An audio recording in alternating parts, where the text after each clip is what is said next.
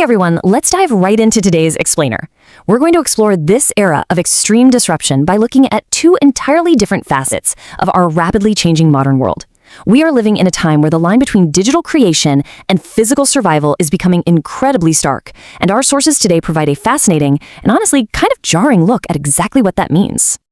It's wild to think about, but we really do live in a dual reality right now. On one side, you have a single individual armed with nothing but a laptop generating thousands of rupees off a completely fake human being. But simultaneously, on the exact opposite side of the spectrum, entire nations are balancing on the absolute brink of devastating real-world conflicts, literally fighting for basic resources and survival. It's a massive paradox. So here's our roadmap for today. We'll start with the AI disruption, then look at building an AI influencer, shift gears to the global geopolitical crisis, explore the brink of nuclear war, and wrap things up with India's oil security threat. All right, part one, the AI disruption, manufacturing a digital empire. 48,981 rupees. According to our sources, that is the exact amount pulled in over just 2 days from an Instagram page that went from 0 to 10,000 followers almost overnight. And the crazy catch here, the influencer driving all of that engagement wasn't even a real person. The entire account was manufactured entirely from scratch using artificial intelligence.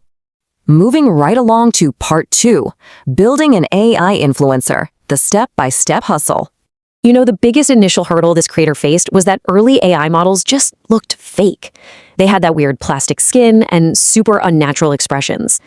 To get around that, they meticulously layered a few different tools.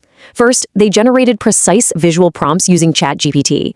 Then, they moved over to OpenAI, specifically using a rendering model called NanoBanana 2, which locked in a highly realistic human face with natural lighting and skin texture.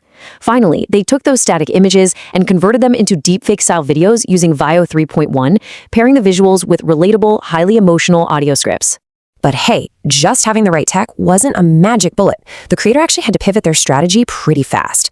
Their first upload was just a simple video, and it completely flatlined at 1,100 views. They tweaked the format for upload number 2, but growth stalled out again. It wasn't until they leaned into highly emotional and controversial hooks, content literally designed to force people to react, argue in the comments, and share, that they finally cracked the algorithm.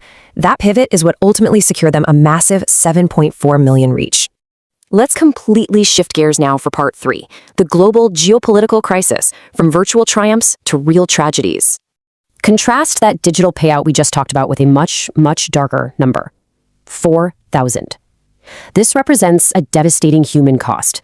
In just over 50 days of brutal escalating conflict detailed in our sources, over 4,000 lives were lost across Iran, Lebanon, Israel, and the United States. This is far more than just a data point. We're talking about thousands of destroyed families and millions of people displaced from their homes. You can actually track exactly how fast this tension escalated just by looking at the repeated deadlines set by the US president demanding that Iran open the Strait of Hormuz. We saw deadlines on March 21st, March 23rd, March 28th, and a final one on April 7th. Iran systematically ignored every single one of those ultimatums, which led directly into an incredibly dangerous standoff and, eventually, a full naval blockade. Once those deadlines passed, the rhetoric reached terrifying extremes. The American president openly warned that if the strait wasn't opened, an entire civilization would end and never come back. That kind of language triggered major alarms. Human rights groups like Amnesty International issued severe warnings about this escalation, especially amid reports of the opposition being referred to as animals. They specifically warned about the potential for intentional targeting of civilian infrastructure and the very real possibility of war crimes. Which brings us to part four, brink of nuclear war. High stakes and desperate rescues. Things got unbelievably close to a total catastrophe here. During the conflict, 4 bombs were dropped right in the immediate vicinity of the Bushehr nuclear power plant, which happened to be Iran's only functioning nuclear facility. The stakes were just unimaginable. A direct hit would have risked a Chernobyl-level radioactive leak right on the coast. Experts warned that an event like that would have entirely contaminated the Gulf water supply, basically destroying the food and water sources for the whole region for generations to come. Right in the middle of this nuclear tension, the U.S. narrative of having total air dominance was completely shattered when an American F-15E Strike Eagle was shot down over Iranian soil. The pilot managed to eject and hiked up to an altitude of 7,000 feet to hide in a mountain crack. From there, he managed to send a radio message back to U.S. command consisting of just 3 chilling words: God is good. What happened next was basically a movie-level deception and extraction operation run by the CIA, Delta Force, and Navy SEALs. They did successfully rescue the airmen, but the cost was absolutely staggering. The U.S. military lost an A-10 Warthog, 2 Black Hawk helicopters took hits, and 2 massive transport aircraft were severely damaged. In fact, U.S. forces had to purposely destroy those transports themselves just to prevent them from falling into Iranian hands. All of this directly disproved those earlier claims that the U.S. held total, unchallenged dominance over the airspace. Surprisingly enough, Pakistan actually managed to step in and broker a temporary 2-week ceasefire, which led to 21 hours of intense peace talks over in Islamabad. But ultimately, those talks completely collapsed. There was just an insurmountable mismatch in core demands.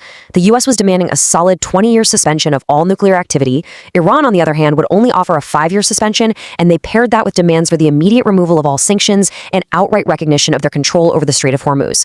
They were just miles apart. And finally, Part 5. India's oil security threat, the local impact. So how does this massive global instability actually trickle down locally? Well, India's foreign minister really tried to keep the country out of the mediation process, explicitly stating they didn't want to play the middleman. But they absolutely could not avoid the crossfire. An Indian supertanker loaded up with 2 million barrels of Iraqi oil was actively intercepted and fired upon by Iranian gunboats, literally forcing this massive vessel to make an emergency U-turn right there in the Strait of Hormuz. And this wasn't just a one-off incident. It exposed a terrifying vulnerability. A total of 8 Indian-flagged vessels had to retreat because of the rising tensions.